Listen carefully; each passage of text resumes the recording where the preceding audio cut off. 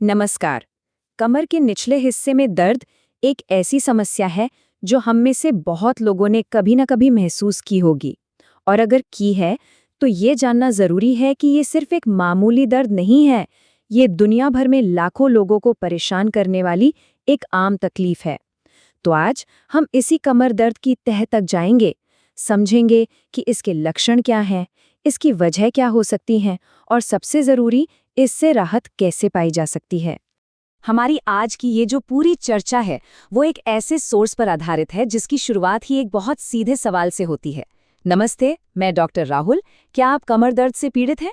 देखिए, ये सवाल कितना सीधा और पर्सनल है ना? और यही बात इसे इतना ज़रूरी बना देती है क्योंकि ये हम सब की रोज़मर्रा की ज़िंदगी से जुड़ी एक बहुत बड़ी परेशानी पर बात करता है। देखिए, कमर दर्द को सिर्फ एक मामूली दर्द समझना थोड़ी भूल होगी। ये उससे कहीं ज्यादा है। असल में ये एक यूनिवर्सल प्रॉब्लम है। ये हमारे काम करने के तरीके, हमारे आराम करने के पलों और यहाँ तक कि हमारी जिंदगी को एंजॉय करने की क्षमता पर भी असर डाल सकता है। इसीलिए ये समझना बहुत जरूरी हो जाता है कि आखिर ये दर्द हमें क्या बताने की कोशिश कर रहा है।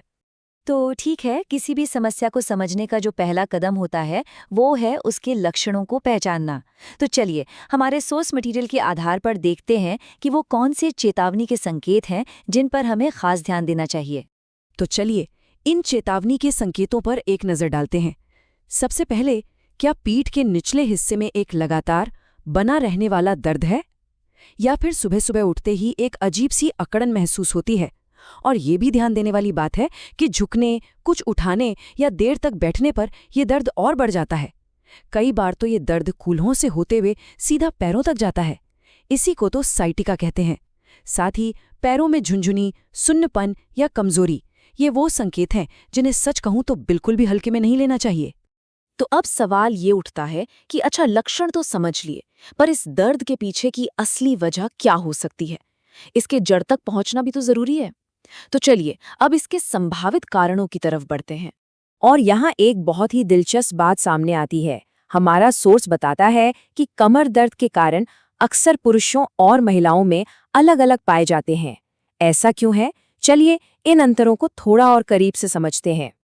अगर पुरुषों की बात करें तो उनमें दर्द की वजह अक्सर फिजिकल एक्टिविटी से जुड़ी होती हैं।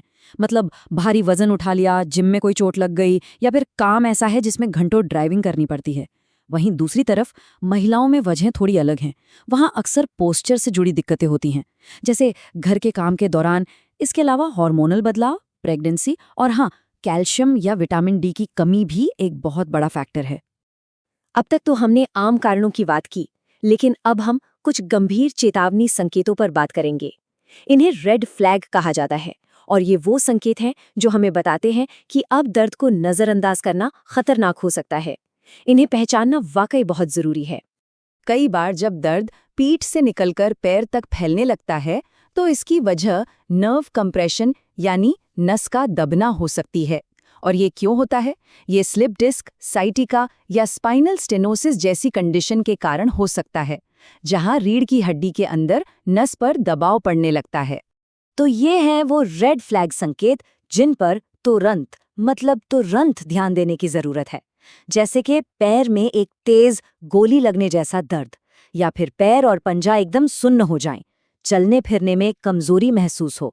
लेकिन सबसे गंभीर संकेत है ब्लैडर या बाउल पर कंट्रोल खो देना। ये एक मेडिकल इमरजेंसी है। अगर ऐसा कुछ हो तो एक पल की भी देरी किए बिना डॉक्टर के पास जाना ही एकमात्र उपाय है। तो ठीक है, हमने समस्या को समझ लिया, उसकी गंभीर संकेतों को भी जान लिया। अब बात करते हैं समाधान की। हमारा सोर्स हमें राहत पाने के लिए एक बहुत ही व्यवस्थित 5 स्टेप मैनेजमेंट का तरीका बताता है। चलिए, इसे भी समझते हैं। तो ये जो 5 स्टेप मैनेजमेंट प्लान है, ये एक पूरी प्रक्रिया है। इसकी शुरुआत होती है दर्द कम करने से, जिसके लिए हीट थेरेपी या इलेक्ट्रोथेरेपी जैसी चीज़ों का इस्तेमाल होता है। फिर हर किसी की ज़रूरत के हिसाब से खास फिजियोथेरेपी एक्सरसाइज और पॉस्चर को ठीक करने पर काम किया जाता है। इसके बाद पेट और पीठ की मांसपेशियों यानी कोर मसल्स को मजबूत बनाने पर जोर दिया जाता है। और आखिर में लंबे समय तक आराम के लिए लाइफस्टाइल में ज़रूरी बदलाव करने की सलाह दी जाती है। और यहाँ एक बहुत ज़रूरी चेतावनी है। खुद से कोई भी दर्द की दवा लेना और बहुत ज़्यादा दिनों तक बेड रेस्ट करना, इन दोनों चीज़ों से बचना चाहिए। अक्सर लोग सबसे पहले यही करते हैं, पर ये तरीके फ़ायदे से ज़्यादा नुकसान कर सकते हैं और रिकवरी को धीमा भी कर सकते हैं। दर्द की एकदम सही वजह जानने के लिए डॉक्टर को जांच की सलाह दे सकते हैं, जैसे कि हड्डियों की समस्या के लिए एक्सरे या फिर डिस्क और नसों की गहरी जांच के लिए एमआरआई। इसके अलावा फिजिकल और न्यूरोलॉजिकल जांच भी की जाती है और कभी-कभी इन्फेक्शन या किसी और कमी का पता लगाने के लिए ब्लड टेस्ट भी जरूरी हो सकता है। तो इस पूरी चर्चा का जो सबसे बड़ा सबक है वो क्या है? वो बस इतना है कि अपनी पीठ के दर्द को कभी भी नज़रअंदाज न करें, क्योंकि अगर समय पर सही इलाज मिल जाए तो भविष्य की कई गंभीर समस्याओं से बचा जा सकता है। यही इस पूरे विश्लेषण का सबसे मुख्य संदेश है। और अगर इस विषय पर किसी को और जानकारी या मदद की ज़रूरत हो तो हमारे सोर्स मटेरियल में ये संपर्क नंबर दिया गया है। और अब जाते जाते एक सवाल सबके लिए, आज ही ऐसा कौन सा एक छोटा सा बदलाव किया जा सकता है जिससे हमारा पोस्चर बेहतर हो और हमारी पीठ की सेहत को